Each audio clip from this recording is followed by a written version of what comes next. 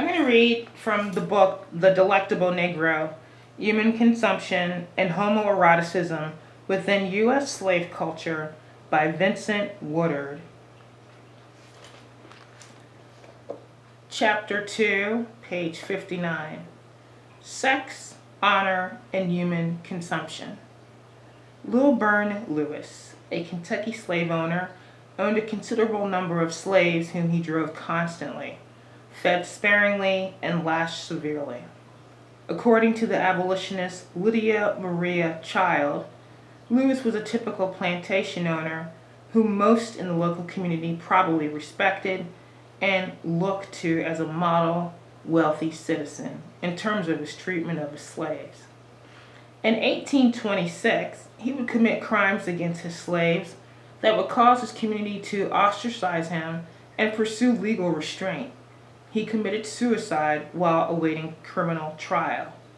It is hard to say from the evidence if George, a young, recalcitrant slave on Lewis's plantation, was a favorite, or if Lewis consciously chose him, as many masters did, as the object of ritualized violence and as an emblem of his manhood and noble social stature. All we know for sure is that George, like many on the plantation, often went hungry, suffered the lash too often, and grew to despise and resist his condition of bondage. George provoked his master's punishment by frequently running away, in addition to disobeying. Sent to the spring one day to collect water into an elegant pitcher, George made the horrid mistake of letting the pitcher fall and standing by and watching as it dashed to shivers on the rocks.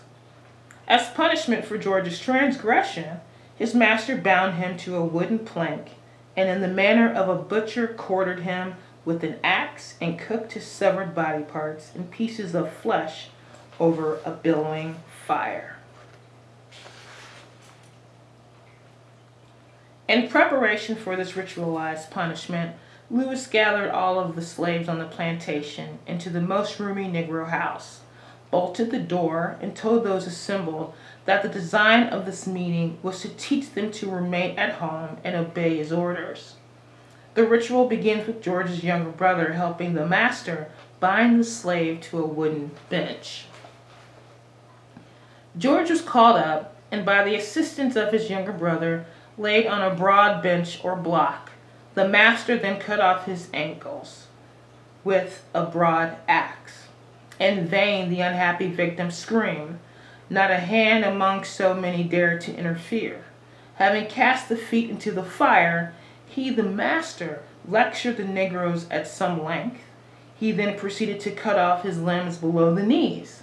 The sufferer besought him to begin with his head. It was in vain. The master went on thus until trunk, arms, and head were all in the fire.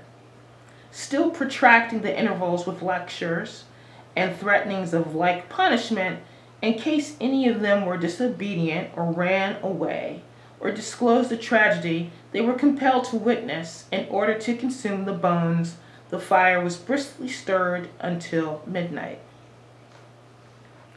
Sometime in the early morning, an earthquake materialized and shook the slave shack, crumbling the walls and extinguishing the fire.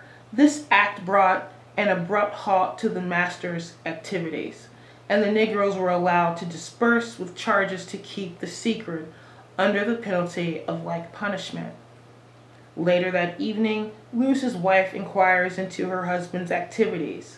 When his wife asked the cause of the dreadful screams she had heard, he said that he had never enjoyed himself so well at a ball as he enjoyed himself that evening.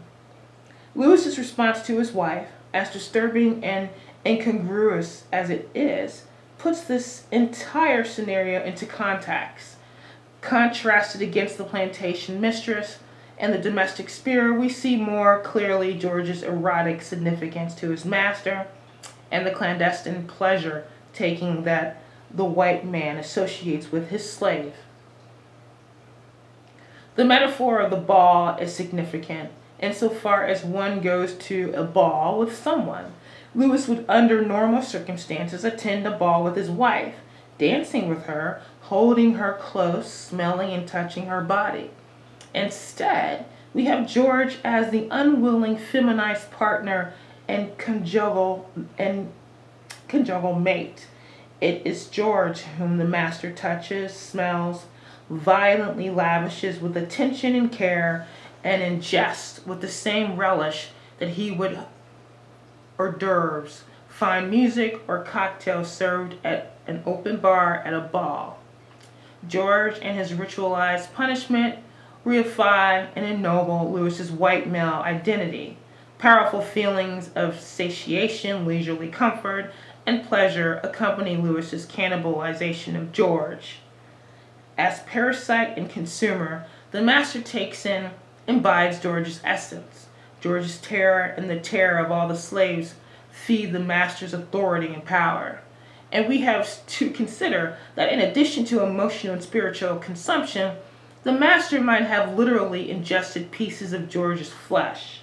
Literal consumption was such a taboo topic during the time period that even radical abolitionists such as Child evaded direct discussion of this topic.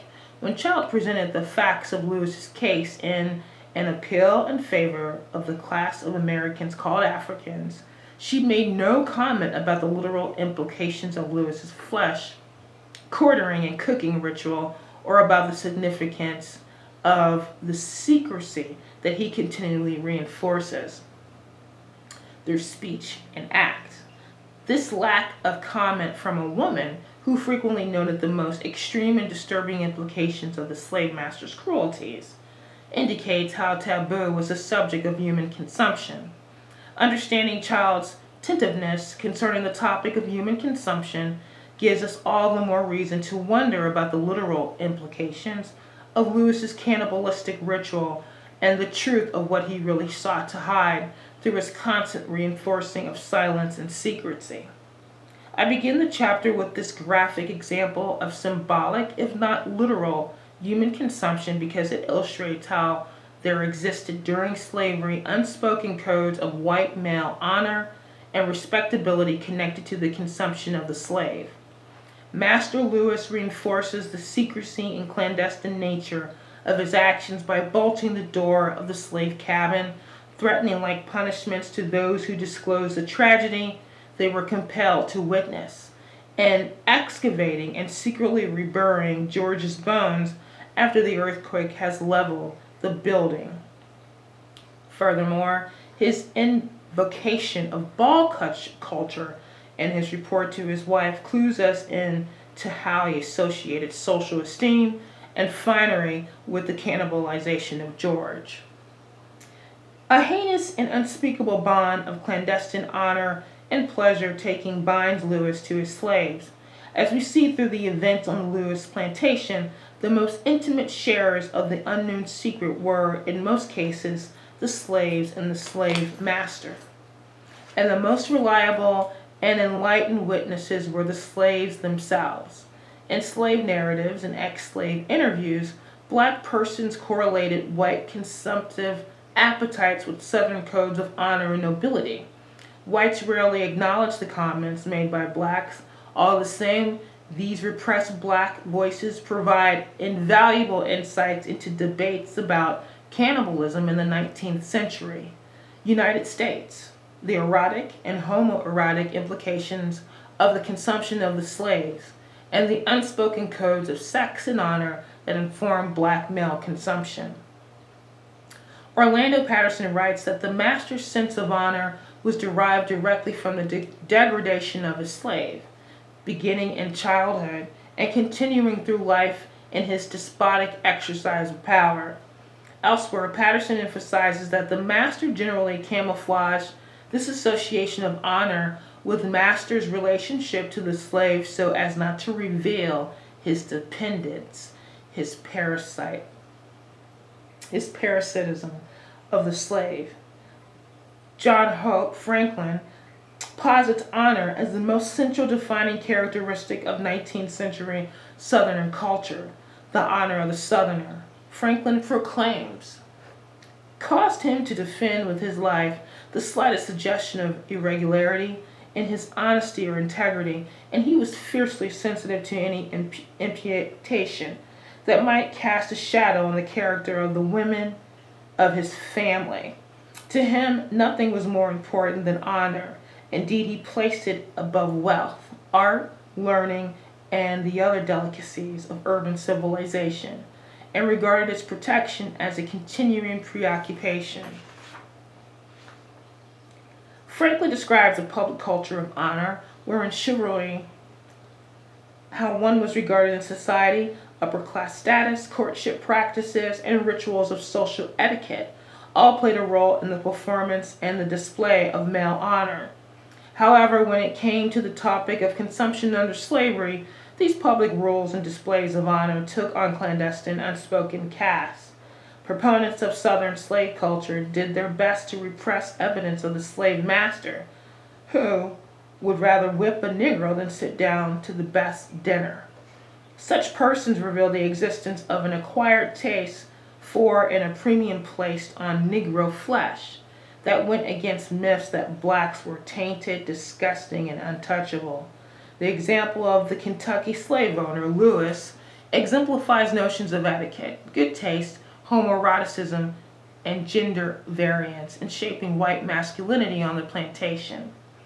Yet the slave-owning community to which Lewis belongs and Lewis himself both conspired to hide and contain through legal reprimand and suicide the reality of the master's feeding upon slave, ennobling self and society in the process. Numerous documented scenarios of this type confirm the plantation masters maintained, in large part, a clandestine culture of honor and sex based in the social consumption of the slave.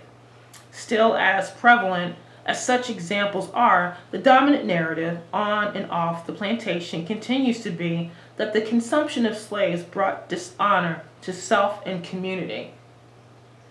Going against the common assumption, I strive throughout this chapter to decipher the implicit social codes that, as Patterson observes, translated the slave's degradation into the master's despotic honor, and more specifically into consumptive appetites that reified and ennobled white masculinity on and off the plantation.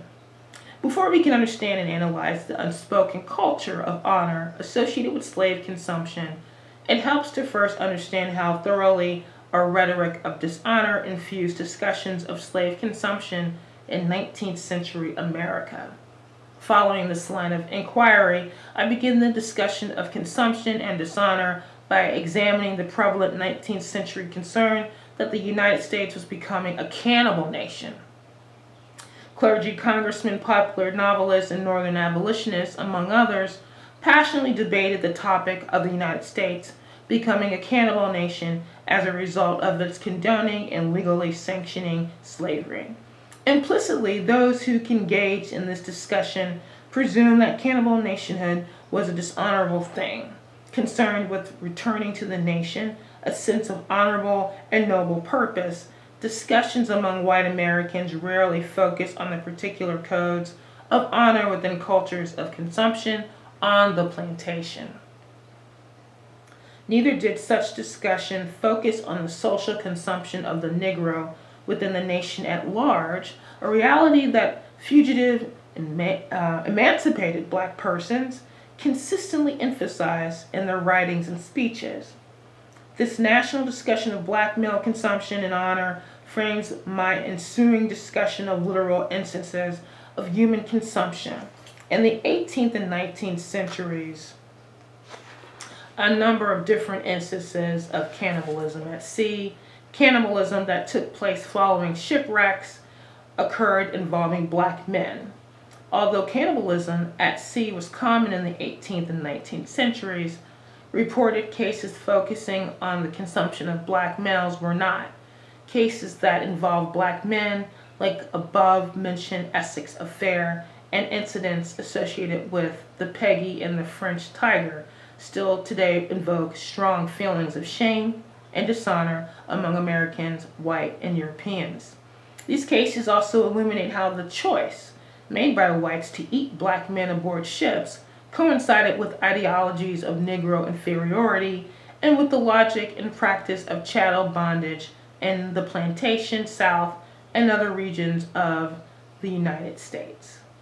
By the 19th century, consumptive ideologies and practices on slave plantations had come to have a far-reaching influence, affecting even the consumption of blacks at sea. With such cases, it was not just a matter of survival of the fittest at sea. Rather, in these examples of consumption of black men, we see the culture and ideology of slavery strongly influencing the choice of whites to murder and eat black men. On the whole, American citizens regarded the consumption of black men at sea as dishonorable. I argue, however, that there existed in such acts an implicit code of honor that spanned from southern plantations to northern abolitionist communities. To support my discussion of survival cannibalism, I also examine numerous other examples of ritualistic quartering, seasoning, boiling, and cooking of blacks that bestowed honor and social stature upon white men. In the final section of this chapter, I examine the correlation among sex, honor, and human consumption. Through this chapter, as demonstrated through the Lewis plantation example, I presume an implicit interconnection among sex, honor, and human consumption. I make clear, though in the last section of this chapter, how thoroughly homoerotic and homosexual desires shape the master-slave relation and inform the white male codes of honor. Erotic desire for the slave, as I argued in the previous chapter, frequently overlapped with consumptive appetites and practices in the realm of the erotic. We get a clearer picture of the intimate ties between master and slave. Whites strove to conceal and hide the domain of intimacy, as it fundamentally contradicted the ideologies and brutal practices designed to reinforce the inhumanity of the enslaved and free black person. Drawing on the narrated experiences of ex-slaves who graphically depicted the hungers, tastes, and erotic desires of white men for black men, I demonstrate that the literal and metaphoric ingestion of black persons often coincided with white male sexual appetite, titillation, and erotic play. The scenarios I examine reveal at the basset level of social interaction how sex facilitates the honorific social status of white men and their dominion over the enslaved person. I close this section and the chapter with an examination of the Nat Turner insurrection. Following his execution, whites boiled Turner's flesh down to a liquid and allegedly ingested it as a medicinal substance. The erotics of taste, sexualized violence, and white male codes of honor coincided in this incident, bringing into plainer view this hidden culture of the appetite and hunger of white men.